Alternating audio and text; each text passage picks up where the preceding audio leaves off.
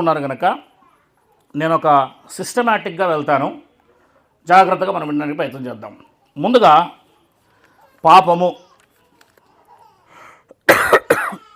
పాపమును గూర్చిన శాస్త్రము, దాన్ని హెమర్టియాలజీ అని బైబిల్ కాలేజీలో నేర్పించేటప్పుడు హెమర్టాలజీ అని నేర్పిస్తారు. పాపమును గూర్చిన శాస్త్రం, సిన్. ఈ ప్రపంచానికి మొట్టమొదటిగా పాపమే కారణం. ఏది కారణము? పాపం. ఈ భూమి ఉన్నంత వరకు కూడా పాపమే ఉంటుంది, అవునా లేదా? ఈ పాపం అనేది చాలా రకాలుగా ఉంది. నేనైతే బైబిల్ నుంచి ఒక 100 పాపాలు బయట తీశాను. 100 పాపాలు. ఆ 100 పాపాల్లో ఏ ఒక్క పాపం మనలో ఉన్నా సరే మనం దేవుని వారము కాలేం. సరే, మంచిది, పక్కన పెడదాం. ఇప్పుడు జాగ్రత్తగా వినండి నాతో పాటు. మీరు ఇక వాక్యంలోనికి నేను వెళ్తున్నాను, మీరు సహకరించాలి, ఓకేనా? నాకు చదువుతూ కూడా సహకరించాలి. పాపము, సిన్. పాపం యొక్క ప్రవేశం కోసం చూద్దాం. The entrance of sin. ఆది కాండము, దానికి ముందుగా ఆ రోమీలకు రాసిన పత్రిక 5వ అధ్యాయము 12వ వచనం ఒకసారి తీయండి. రోమీలకు రాసిన పత్రిక 5వ అధ్యాయము 12వ వచనం ఒకసారి తీయండి. జాగ్రత్తగా అందరూ వినాలి, జాగ్రత్తగా అందరూ తెలుసుకోవాలి. ఇది మొట్టమొదటి పాఠం. పాపం యొక్క ప్రవేశం, the entrance of the sin. ఎలా ఎంటర్ అయింది, ఎలా ప్రవేశించింది? చదవండి. 5:12. ఇట్లుండగా చూసారా, ఒక మనిషిని ద్వారా పాపమును, పాపము ద్వారా మరణమును లోకములో ఎలాగూ ప్రవేశించేనో అలాగుననే మనుషులందరూ పాపము చేసినందున మరణము అందరికీ సంప్రాప్తమాయెను. ఫుట్నోట్లో అందరి ద్వారా వ్యాపించెను. వ్యాపించెను అంటే అర్థం ఏంటి? సంక్రమించెను అని అర్థం. కరోనా నాకు వచ్చింది, ఆయన ముట్టుకున్నాను, లేకపోతే నేను ఆయన తాకాను, నా నుండి ఏమవుతుంది? ఆయనకు వ్యాపిస్తుంది, సంక్రమిస్తుంది. ఆయన వెళ్ళి ఇంకొకరు ముడితే వాళ్ళకు వస్తుంది. అలాగే పాపము అనేది ఒక మనిషిని ద్వారానే వచ్చింది లోకంలోకి అని వాక్యం చెప్తుంది, బైబిల్ చెప్తుంది. ఎవరి ద్వారా వచ్చిందట? పాపము ఒక మనిషిని ద్వారా. పాపము ఒక మనిషిని ద్వారా వచ్చింది అంటే ఆ మనుషుడెవరు అని మనం ఆలోచించాలి. ఆ మనుషునికి పాపం వస్తే అది అందరికీ ఎలా వ్యాప్తించింది, ఎందుకు అందరికీ ప్రాకింది అనేది కూడా ఆలోచించాలి. అసలు పాపం అంటే ఏంటి అనేది కూడా ఆలోచించాలి. పాపం ఎట్లా వస్తుంది అనేది కూడా ఆలోచించాలి. మనం జాగ్రత్తగా అన్ని విషయాల్లో మనం జాగ్రత్తగా ఆలోచిద్దాం, ఓకేనా? పాపము యొక్క ప్రవేశం ఎక్కడ జరిగింది అని చెప్పాను నేను? మొట్టమొదటి మనుష్యుడిలో, ఒకే ఒక మనుష్యుడిలో జరిగింది. రైట్. కొన్ని మాటలు నేను మీ ముందు పెడతాను, జాగ్రత్తగా చూడడానికి ప్రయత్నం చేయండి. పాపము లోకములో ఒకప్పుడు లేదు. పాపం అనేది లోకములో లేదు. దేవుడు మొట్టమొదటిగా మనుషులు చేసినప్పుడు చూడండి, ఆది కాండము 1వ అధ్యాయము 26వ వచనం చదువుకుందామండి. 1వ అధ్యాయము 26వ వచనం. దేవుడు మన పోలిక, దేవుడు మన స్వరూపమందు మన పోలిక చొప్పున నరులను చేయుదుము. ఇప్పుడు దేవుని పోలికలో, దేవుని స్వరూపములో దేవుడు ఎవరిని చేస్తున్నాడమ్మా? నరులను. మీరందరూ దేవుని స్వరూపంలో, దేవుని పోలికలో ఉన్నారా? ఉన్నారా? దేవునికి మహిమ కలుగునుగాక. దేవుని పోలికలో, దేవుని స్వరూపములో మొట్టమొదటి మానవులను చేశాడు. ఎవరిని చేశాడు? మొట్టమొదటి మానవుల్ని దేవుని స్వరూపము, దేవుని పోలిక, ఆ రకంగా చేశాడు. వారు సముద్రపు చేపలను, ఆకాశ పక్షులను, పశువులను సమస్త భూమి మీద ప్రాకు ప్రతి జంతువును ఏలుదురుగాక అని పలికెను. దేవుడు తన స్వరూపమందు నరుని సృజించెను అని రాయబడి చూడండి. దేవుడు ఎవరి స్వరూపంలో చేశాడు? దేవుని స్వరూపములో నరుణ్ణి సృజించాడు. దేవుని స్వరూపములో నరుణ్ణి, స్త్రీని, ఇరువురిని సృజించాడు. అంటే మొట్టమొదటి మానవుల పేర్లు ఆదాము, హవ్వమ్మ.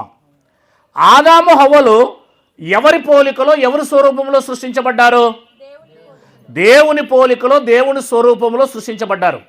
ఇక్కడ దేవుని పోలిక, దేవుని స్వరూపం అంటే అర్థం ఏంటంటే, దేవుడు ఎవరు? పరిశుద్ధుడు.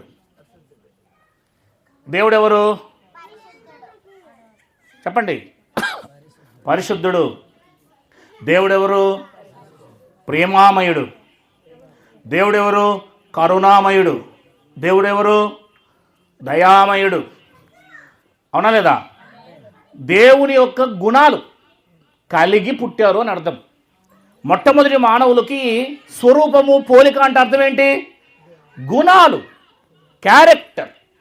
గుణాలు అంటే తెలుసు కదా, అతను చాలా మంచి గుణాలు కలిగిన వాడండి, మంచి గుణం అండి.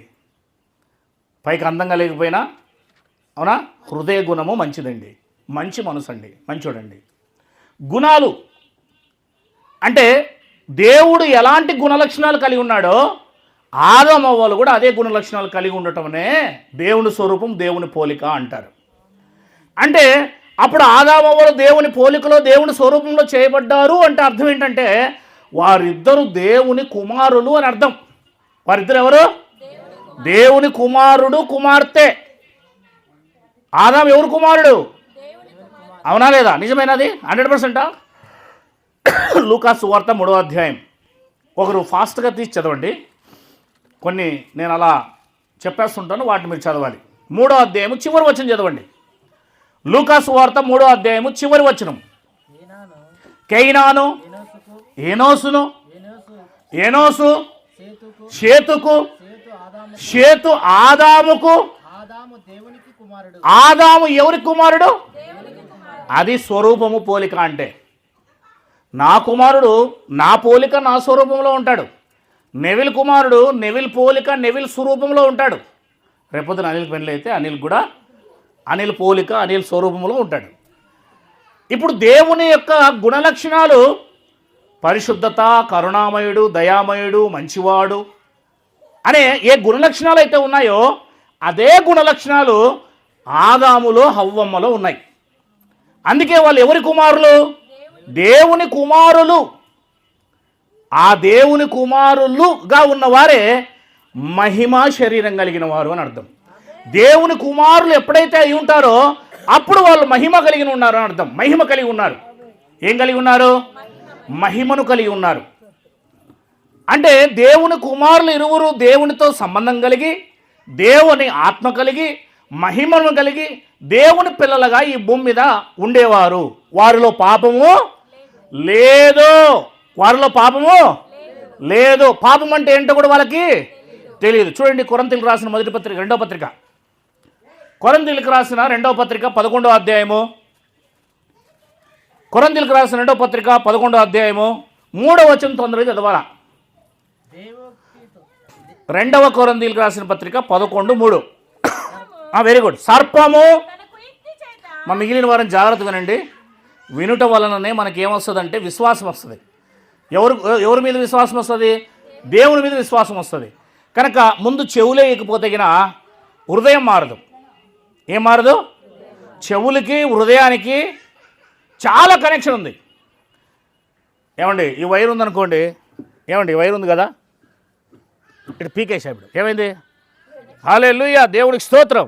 అది రావట్లేదంటే ఇది చెవి, అది హృదయం. అవునా? కనెక్షన్ బోత్ జాగ్రత్త. అర్థమైందా?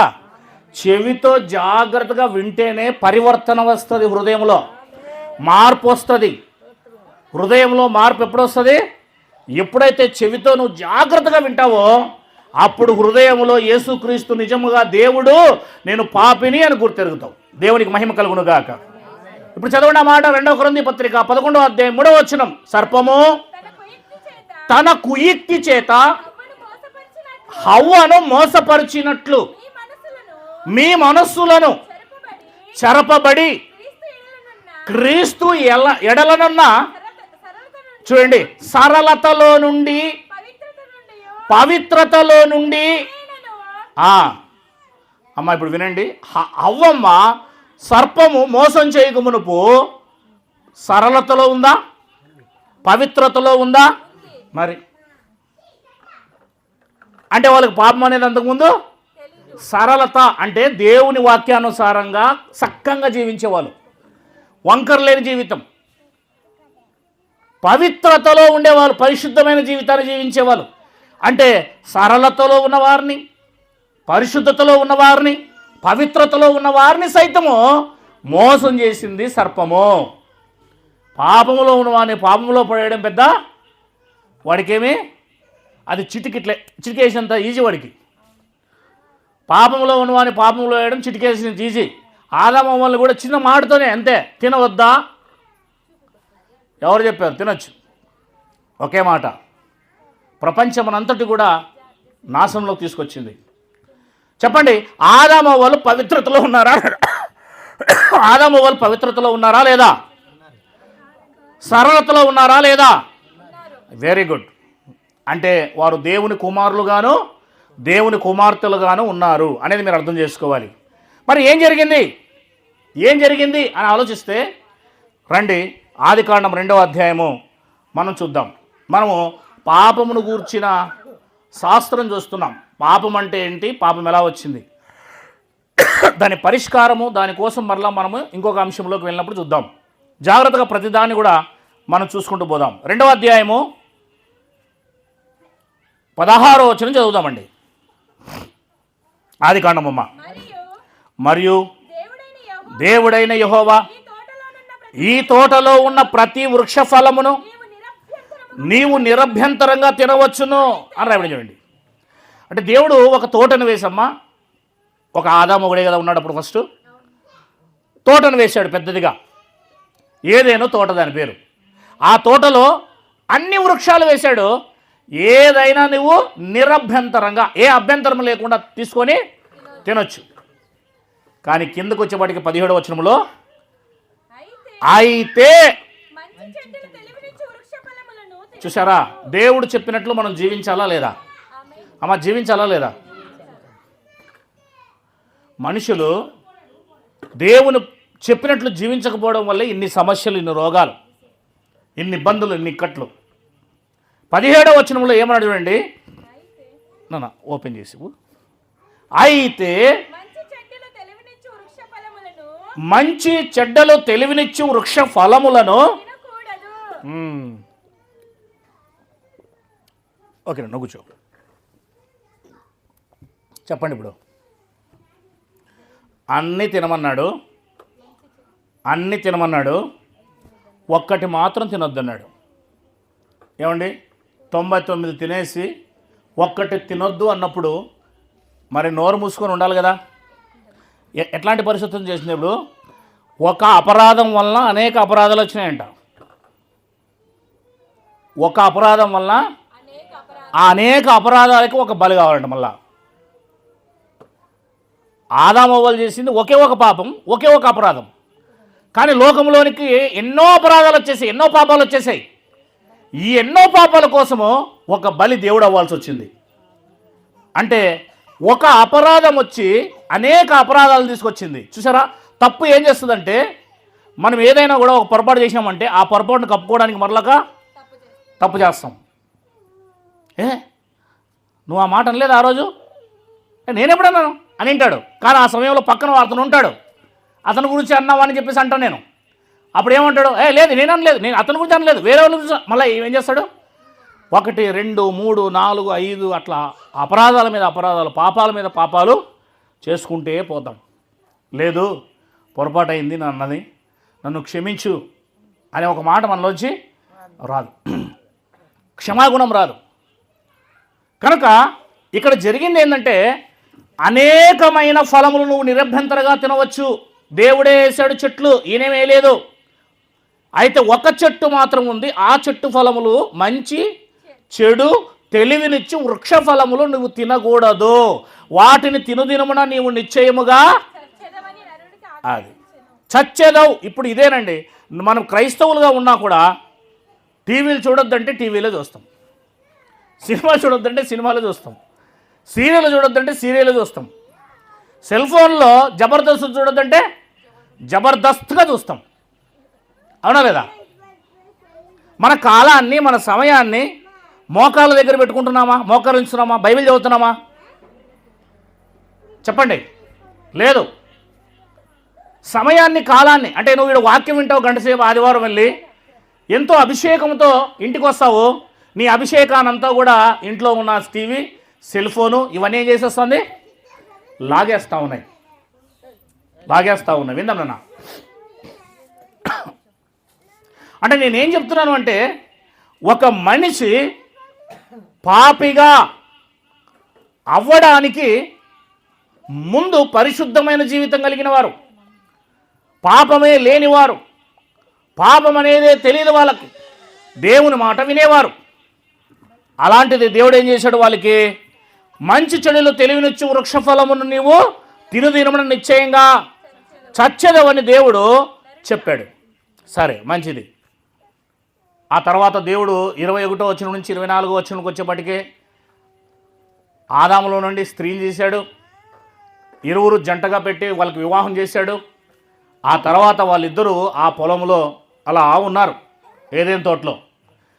ఏ రోజు వరకు అయితే దేవుడు చెప్పిన మాటను అతిక్రమించలేదో ఆ రోజు వరకు వారు సరళతలోనూ పవిత్రతలోనే ఉన్నారు, దేవుని కుమారులుగా ఉన్నారు, దేవుని మహిమను పోగొట్టుకోలేదు. ఇకపోతే 3వ అధ్యాయం 1వ వచనానికి వచ్చేప్పటికే ఒక కాలం రానే వచ్చింది, ఒక సమయం రానే వచ్చింది. మీ అందరికీ తెలిసిన విషయమే. దేవుడైన యెహోవా చేసిన సమస్త భూజంతువుల్లో సర్పము యుక్తిగలదై ఉండెను. అది ఆ స్త్రీతో, ఇది నిజమా? ఈ తోట చెట్లలో దేని ఫలములైనను మీరు తినకూడదని దేవుడు చెప్పేనా అని. అది సర్పము భూజంతువుల్లో అన్నిటికంటే ఏమై ఉందంట? యుక్తిగలది, చాలా తెలివిగలది. అది వచ్చి ఏం చేసిందంట? ఆ స్త్రీని అడిగింది, పురుషుని అడగలేదు. ఎవరు అడగలేదు? స్త్రీని అడిగింది. స్త్రీ బలహీనమైన ఘటము అని బైబిల్ చెప్తుంది. కనుక పురుషులు లేనప్పుడు స్త్రీ ఆమె ఆ పళ్ళు తీసుకొస్తున్న సమయంలో ఆ స్త్రీ దగ్గరికి వెళ్ళి సర్పం అంటుంది, ఈ పళ్ళు తినుదినమున, ఆమె అంటుంది, ఏమంటుంది చూడండి, ఈ తోట చెట్టులో దేని ఫలములైనా మీరు తినకూడదు దేవుడు చెప్పానా అని అడిగాను. అందుకు స్త్రీ, ఈ తోట చెట్లు ఫలముల్లో మేము తినవచ్చు, అయితే తోట మధ్యలో ఉన్న చెట్టు ఫలములను గురించి దేవుడు మీరు చావకుండానట్లు వాటిని తినకూడదనియు వాటిని ముట్టకూడదనియు చెప్పానని సర్పముతో అనేను. అందుకు సర్పము, మీరు చావనే చావరు. పెద్ద అబద్ధం అండి ఇది. అబద్ధం, మొట్టమొదటి అబద్ధం. దేవుడు మంచి చెబితే సాతాను ఎప్పుడు కూడా అబద్ధం చెప్తాడు, చెడిపోవాలని చూస్తాడు. మనం అది అర్థమవుతుందని చెప్పేది. దేవుడు ఆ పండు తినుదినమున మీరు చచ్చిపోతారు అన్నాడు, కానీ సాతాను లేదా సర్పము, మీరు అది తినుదినమున చావనే చావరు అని అన్నాడు. ఎంత డిఫరెంట్ చూడండి, వ్యత్యాసం చూడండి. పూర్తిగా ప్లస్కి మైనస్కి ఉన్నంత వ్యత్యాసం, చీకటికి వెలుగుకున్నంత వ్యత్యాసం, అంత వ్యత్యాసం ఉంటుందండి. కనుక చావనే చావరు అనే పాటికి ఆమె ఏం చేసింది చూడండి. నెక్స్ట్ 4వ వచనం తర్వాత 5వ వచనం, ఏలయనగా మీరు వాటిని తినుదినమున ఏమని చెప్పింది?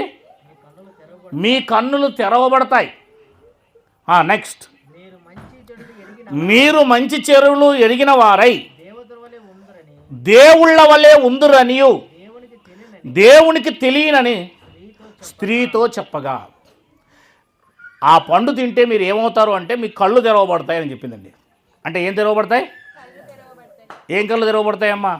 కళ్ళు తెరవకుండానే వాళ్ళు కళ్ళు చూస్తున్నారు, రోజు నడుస్తున్నారు కింద. చెప్పండి, ఏం కళ్ళు తెరవబడతాయి? వారి యొక్క బాహ్య సంబంధమైన కళ్ళు పూర్తిగా తెరవబడి ఆత్మ సంబంధమైన కళ్ళు పూర్తిగా మూయబడతాయి. అర్థమవుతుందా? వాళ్ళకి ఇప్పుడు రెండు కనబడుతున్నాయి. ఇప్పుడు ఏంది కనబడుతున్నాయి? బాహ్యంగా కనబడుతూ ఉంది, ఆత్మీయంగా కూడా కనబడుతుంది వాళ్ళకి.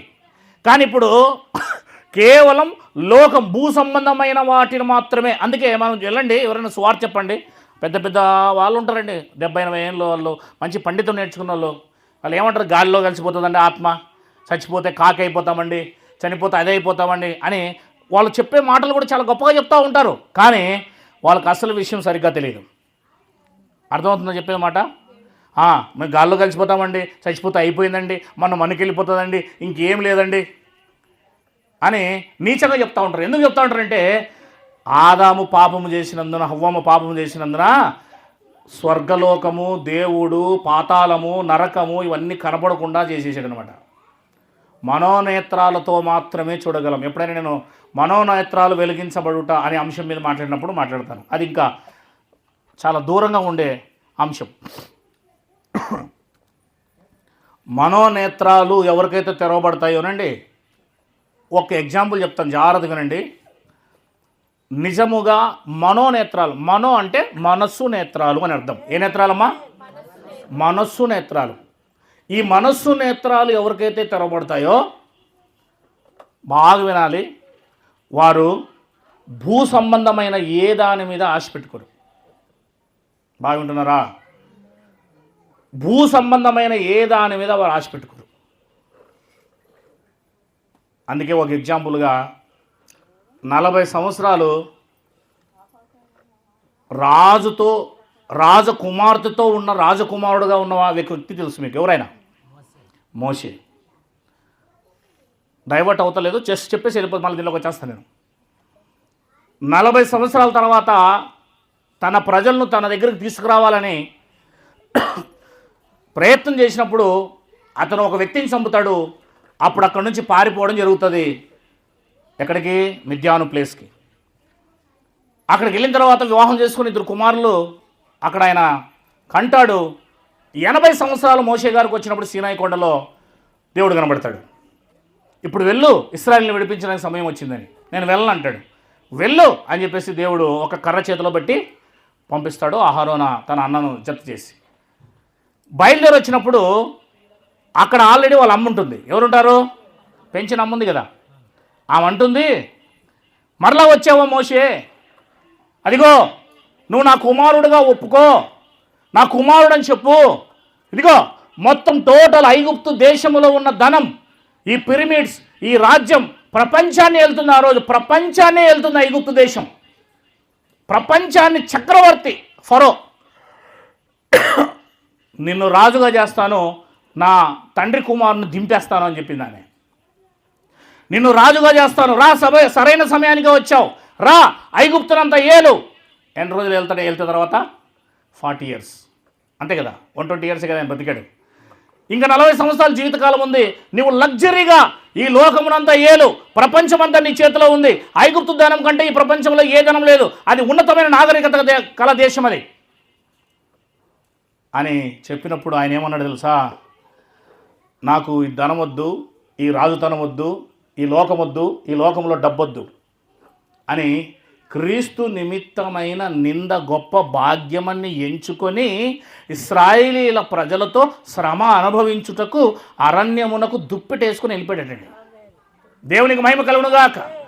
ఏ రోజు కూడా ఆయన మరలా భూమి మీద తిరగలేదు, ఇండ్లలో తిరగలేదు, కేవలం అరణ్యంలోనే తిరిగాడు. అరణ్యంలోనే చనిపోయాడు.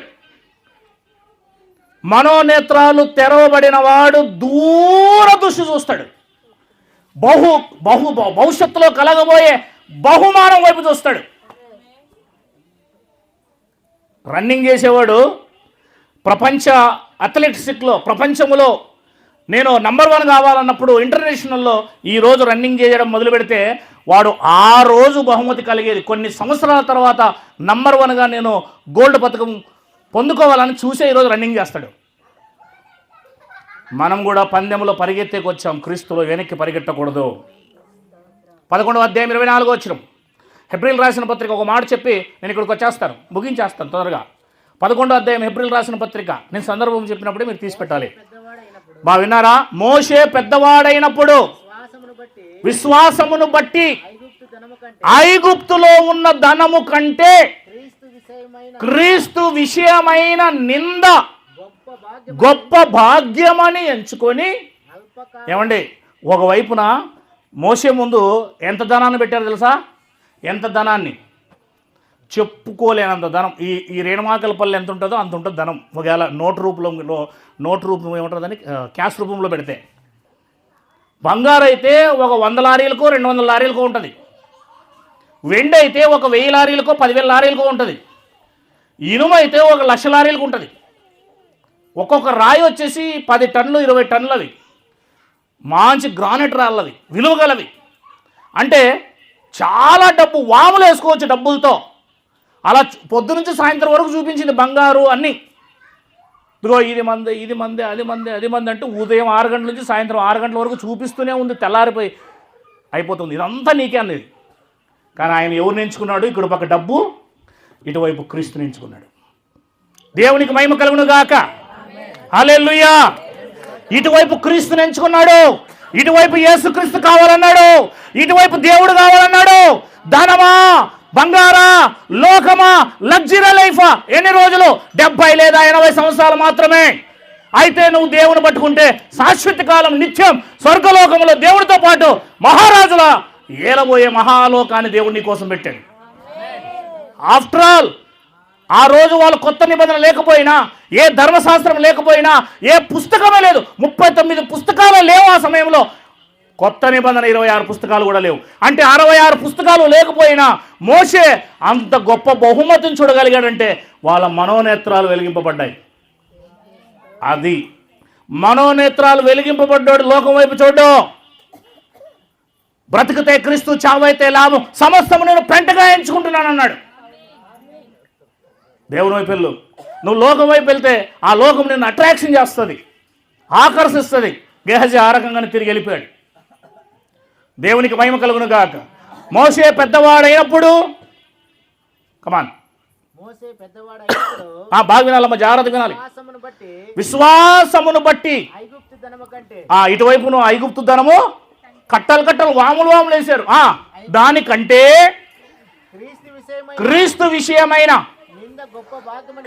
నింద గొప్ప భాగ్యమని ఎంచుకొని, అది ఈ లోకంలో జీవితం ఎంతకాలం అంట సార్? అమ్మా ఎంతకాలం అమ్మా? ఎవరు శాశ్వతం కాదు. మా అమ్మ వెళ్ళిపోయా, మా నాన్న వెళ్ళిపోయా, నెక్స్ట్ నాది వికెట్, అంతేనేదా మా ఇంట్లో? అంతే. ఎవడికెవడు శాశ్వతం?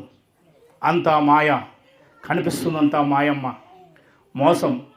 రక్షించబడు, సరిచేయబడు.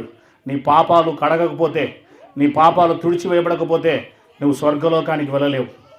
దేవుని దగ్గరికి వెళ్ళాలి అంటే నీవు ఖచ్చితంగా నీ పాపాలు కడిగి వేసుకోవాలి.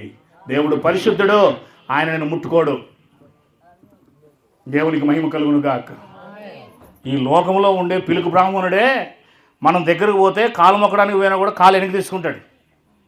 ఆడికే మనం ఎక్కువ అయిపోయాం, అపరిశుద్ధులుగా అయిపోయాం. అవునా లేదా? ఆడికి ఏదైనా ఇచ్చినామంటే పైన నుంచి ఇస్తాడు మనకి. ఇట్లా ఎట్లా ఇస్తాడు? పైన నుంచి ఇస్తాడు ఇట్లా. దేవుడు ఎట్లాంటి వాడు ఏంటంటే చూడండి, ఇంకా దేవుడు పరిశుద్ధుడు. ఆయన దగ్గరికి వెళ్ళాలంటే మనం ఎంత పరిశుద్ధులుగా, నలుమూలలా పరిశుద్ధులుగా మార్చబడాలి.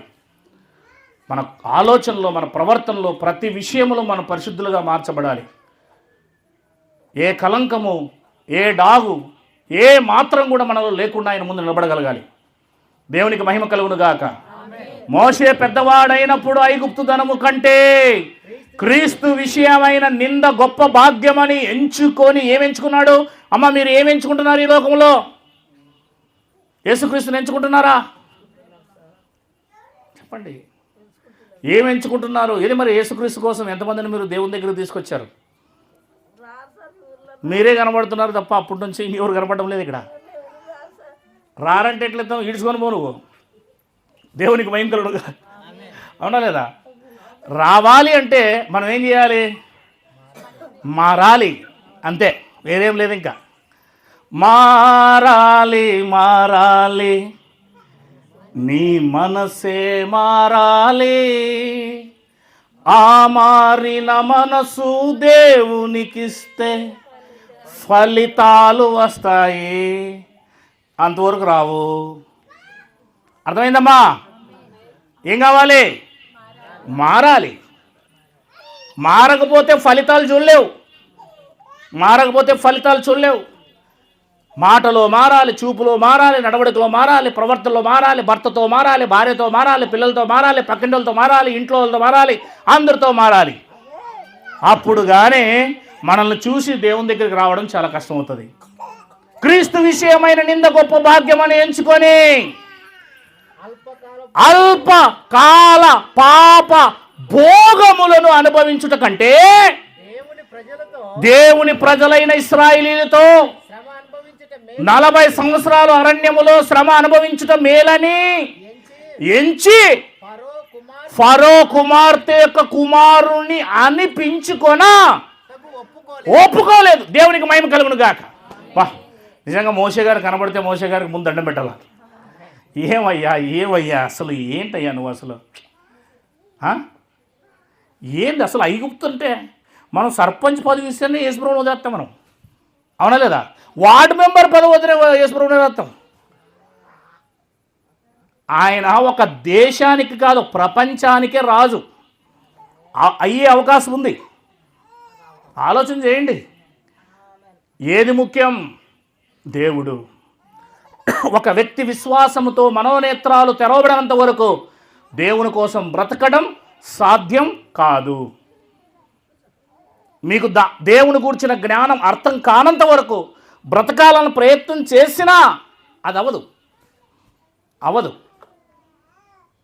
మనకి రాని పని మనం నేర్చుకుంటే కానీ దాని మీద అహోరాత్రములు కష్టపడి అప్పుడు కానీ అది మనకు వస్తుంది. అలాగే దేవుని విషయంలో కూడా పరిశుద్ధంగా ఉండటం, అబద్ధాలు మాట్లాడుకుండటం, మోసం చేయకుండటం, ఈ లోకములో అన్ని విషయాలు మనం కూడా అభ్యాసం చేయాలి, ఎక్సర్సైజ్ చేయాలి. ఏం చేయాలమ్మా? ఎక్సర్సైజ్ చేయాలి. అబద్ధం ఆడే సమయం వస్తుంది, అబద్ధం ఆడకూడదు. మోసం చేసే సమయం వస్తుంది, మోసం చేయకూడదు. కొట్లాడే సమయం వస్తుంది, బూతులాడే సమయం వస్తుంది, ఆడకూడదు. అలా మనం అభ్యాసం చేసుకోవాలి. ఎక్సర్సైజ్ అంటారు దాన్ని. ఏమండి, ఈరోజు జిమ్కి వెళ్ళిపోయి మన అనిలో రేపు పొద్దున్నే బ్రూస్లీలాగా తయారేయమంటే వస్తాడేంటి? ఓ 10 ఏళ్ళు 20 ఏళ్ళు అయితే కానీ కండలో తిరిగి ఒక సేఫ్లోకి రాడు. అప్పుడు ప్రపంచంలో నంబర్ 1 అవుతాడు. ఒకరోజు పోయేసి బ్రూస్లీ అయిపోతావా నువ్వు? మంచం మీద పడతావు అంతే, ఇంకేం లేదు. ఉదయం సాయంత్రం వాళ్ళ అభ్యాసం 3 గంటలు 4 గంటలు చేస్తారు. అప్పుడు కానీ వాళ్ళు 6 సంవత్సరాలకు 10 సంవత్సరాలకు బాడీ బిల్డర్స్ అవుతారు. నీ ఆత్మను కూడా బిల్డ్ చేయాలి. నువ్వు ఆత్మీయంగా కూడా దైవికంలో కూడా బిల్డ్ అవ్వాలంటే ఏం చెయ్యాలో ఏం చేయకూడదో క్రొత్త నిబంధనలో బైబిల్ అన్నిట్లో రాయబడింది. వాటిని ప్రకారం మనం జీవించాలి. దేవునికి మహిమ కలుగునుగాక. ఆమేన్. అందరూ ఇక్కడే ఉన్నారా? అయితే మనం మరలా తిరిగి ఎవరి దగ్గరికి వద్దాము? ఆదాం దగ్గరికి వచ్చేద్దాం ముగించడానికి. ఏం చేశాడు ఆయన? ఆదికాండము 3వ అధ్యాయము 4వ వచనం. అందుకు సర్పము, మీరు చావనే చావరు, ఏలైనగా మీరు వాటిని తినుదినమున మీ కన్నులు తెరవబడననియు. ఏం తెరవబడతాయి? అది. ఇప్పుడు వీళ్ళు దేవుని చూడగలరండి, దేవునితో సావాసం కలిగి ఉన్నారండి, దేవునితో వాళ్ళు జీవిస్తున్నారండి. చల్లపూట దేవుడు వచ్చి వాళ్ళ భుజాల మీద చేసుకొని తిరుగుతున్నాడండి. అలాంటి గొప్ప అవకాశాన్ని వీళ్ళు ఏం కావుతున్నారు? ఇప్పుడు దేవుని కంటితో చూడలేని స్థితి, మనోనేత్రాలతో దేవుణ్ణి చూడలేని స్థితికి వెళ్ళిపోతున్నారు. అంటే సాతాను మొట్టమొదటిగా ఏం చేస్తాడు? మనిషిని వారి మనోనేత్రములకు గుడ్డితనము కలగజేయును అని రాయబడింది బైబిల్లో. దేవునికి మహిమ కలుగును గాక. అంటే దేవుణ్ణి చూడకుండా ఈ ప్రపంచాన్ని ఏం చేశాడు? ఏదో దేవుడైతే ఏముండండి, మా దేవుడు మున్నామాలు, అవునా లేదా? మా దేవుడు గదా, అవునా లేదా? ఏంటి? మా దేవుడు రాముడు, ఏంటి? తలాకో దేవుడు, అవునా లేదా? దేవుళ్ళు మనమే తయారు చేసుకున్నట్లు ఇంట్లో మా ఇంట్లో పుట్టించుకుంటాం కావాలంటే, అవునండి? కుక్క దేవుడు, ఆవు దేవుడు, ఏంటి? చెట్టు దేవుడు. మన జీవితంలో ఎలా తయారైపోయింది చూడండి. అలా కళ్ళు మూసేసాడు వాడు. ఏం చేశాడు? నీకేం అర్థం కాకుండా, మనస్సుకు అర్థం కాకుండా మన కళ్ళు మూసేశాడు. కనుక జాగ్రత్తగా ఆలోచించండి సహోదరి సహోదరులారా. ఈ రాత్రి పాపము మన కళ్ళను మూసేస్తుంది, సత్యాసత్యాలు తెలియకుండా నిన్ను మోసం చేస్తుంది. విందాం చివరిగా 6. ఆ స్త్రీ ఆ వృక్షము ఆహారమునకు మంచిదియు కన్నులకు అందమైనదియు వివేకమిచ్చు రమ్యమైనది ఉండుట చూచినప్పుడు ఆమె దాని ఫలములు కొన్ని తీసుకుని తిని తనతో పాటు తన భర్తకు కూడా ఇచ్చెను. అతడు కూడా తినెను. అప్పుడు వారిద్దరి కన్నులు తెరవబడెను.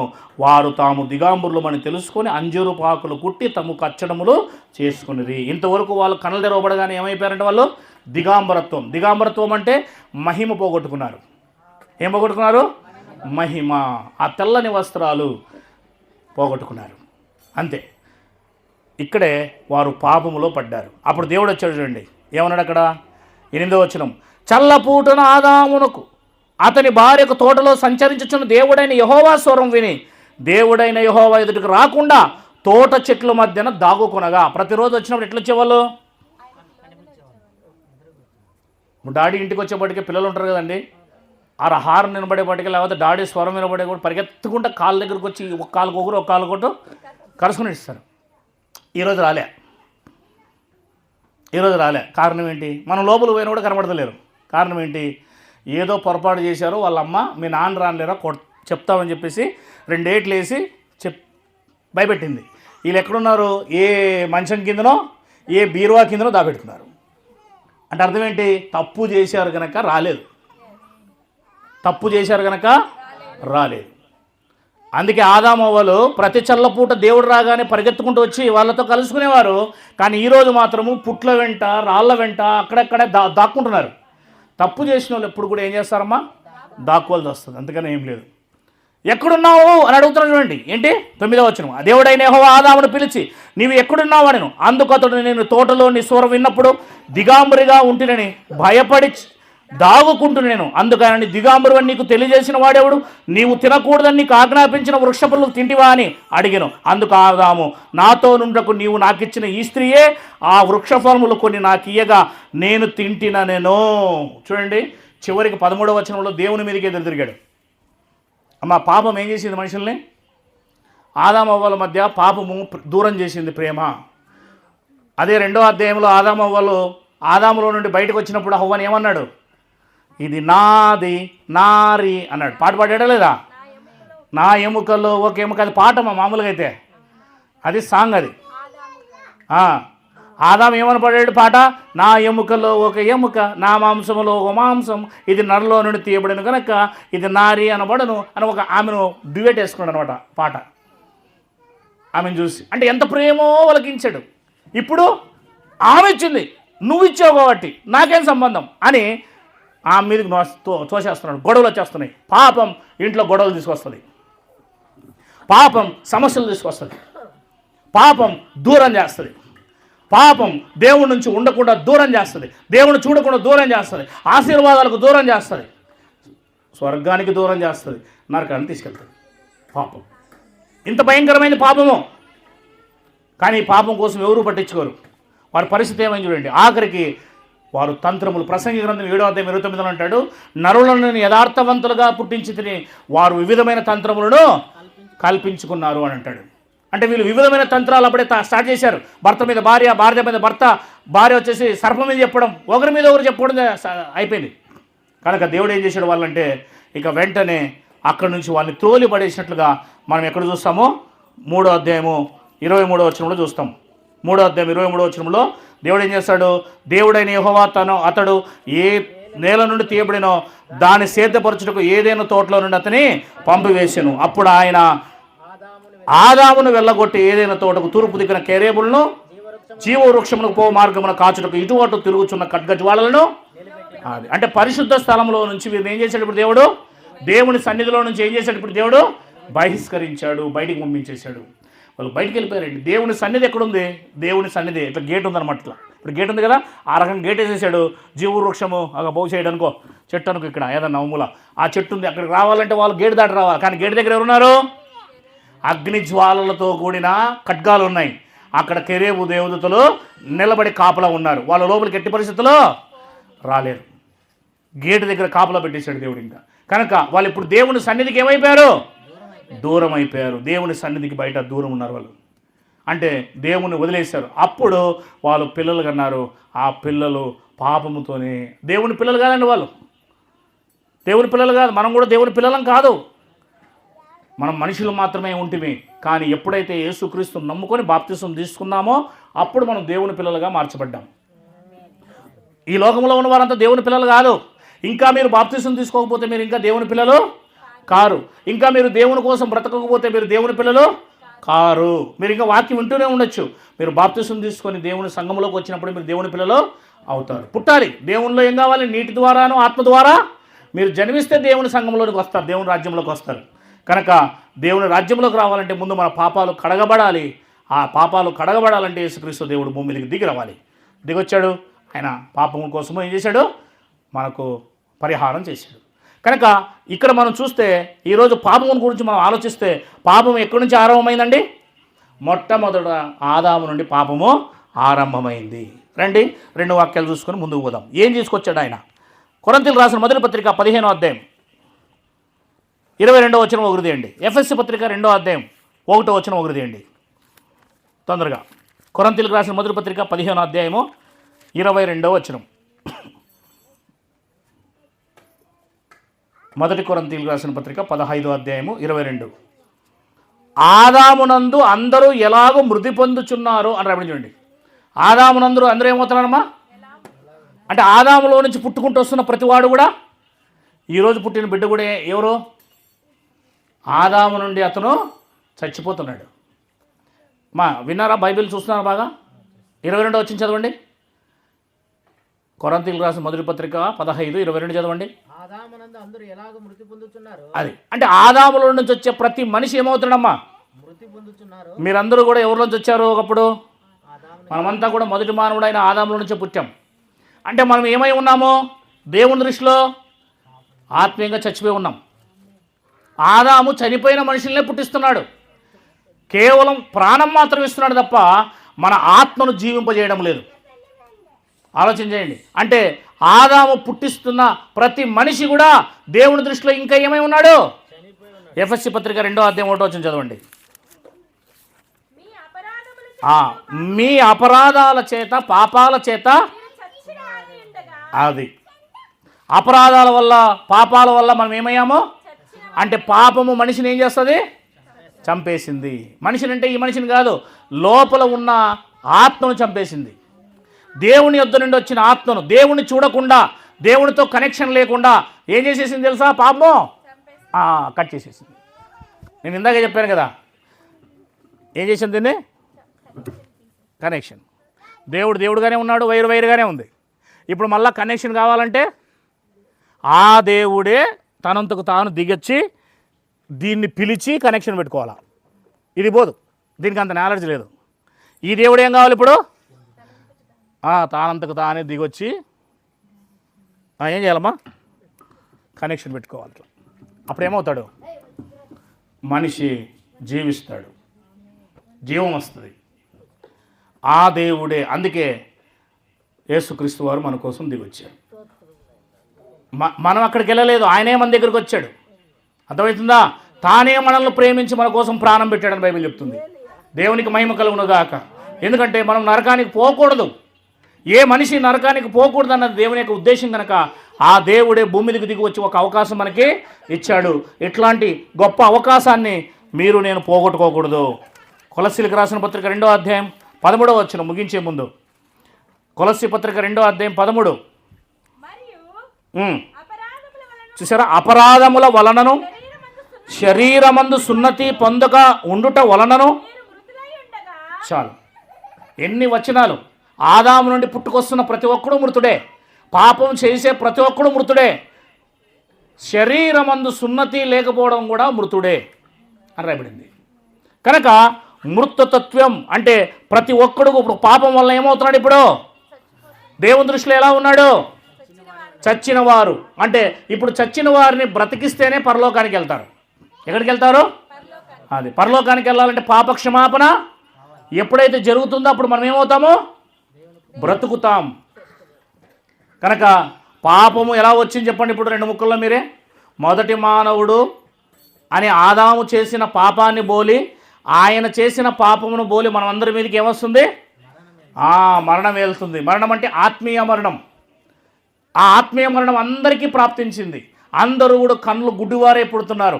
అందరూ కూడా అపరాధముల చేత, పాపముల చేత చచ్చిన వారుగా ఉంటున్నారు, మృతులైన వారుగా ఉంటున్నారు. యేసుప్రభు ఒకరితో అంటాడు, మా నాన్న చనిపోయాడు, వెళ్ళి నేను పాతిపెట్టి రావాలంటే మృతులు తమ మృతులను పాతి పెట్టుకుని నిమ్ము అంటే అర్థం ఏంటి? వాడు నిజంగా చచ్చిపోయాడు, వీడు ఆత్మీయంగా చచ్చిపోయాడు, వీడు వాడిని పాతి పెట్టుకుంటాడు అని చెప్పాడు. కనుక ఈరోజు భూమి మీద ఉన్న వాళ్ళందరూ కూడా బ్రతుకున్నాం అనుకుంటున్నారు 70-80 సంవత్సరాలు. కానీ దేవుని దృష్టిలో ఎలాంటి వారు? మృతులు. ఎప్పటి వరకు మృతులు అంటే మన పాపాలు తీసివేయబడే వరకు మృతులమే. కనుక మీ పాపాలు తీసివేయబడాలంటే మీరు చేయాల్సిన పని ఒకటి, యేసుక్రీస్తు నా కోసం రక్తం చిందించాడు, ఆయన సిలువ వేయబడ్డాడు, ఆయన ఈ భూమి మీద 3 దినములో సమాధి చేయబడి 3వ రోజున మృత్యుంజయుడయ్యాడు. ఆయన నమ్ముకుంటే నా పాపాలన్నీ కూడా ఆయన రక్తంలో తీసివేస్తాడని మీరు విశ్వసిస్తే ఖచ్చితంగా మీ పాపాలు కూడా ఏమవుతాయి? తుడిచివేయబడి మీరు పరిశుద్ధులు అవుతారు. ఫస్ట్ మీరు పరిశుద్ధులు అవ్వాలి. మన బట్టలు ఏమండి ఈరోజు వేసుకున్నాను, 2 రోజులు వేసుకుంటే ఏమవుతాయి? ఇవి కంపు వాసన, దీన్ని ఉతకాలి నీళ్ళల్లో. అలాగే మన పాపాలు దేవునికి కంపు కొడుతున్నాయి. మన పాపాలు కడగబడాలంటే పరిశుద్ధుడైన దేవుని రక్తం మాత్రమే మన పాపాలు తీసివేయగలదు. దేవుడెవరు? పరిశుద్ధుడు. కనుక నిష్కలంకమైన గొర్రెపిల్ల వంటి అమూల్యమైన రక్తము చేత మనం ఏమవ్వాలి? కడగబడాలి. అప్పుడు మీరందరూ కూడా పరలోకానికి వెళ్ళిపోతారు. పరలోకంలో దేవుడి యొక్క గొప్ప వైభవం అది మనం చెప్పలేంది, వర్ణించలేంది. దేవునికి మహిమ కలుగునుగాక. కళ్ళు మూసుకుందాం.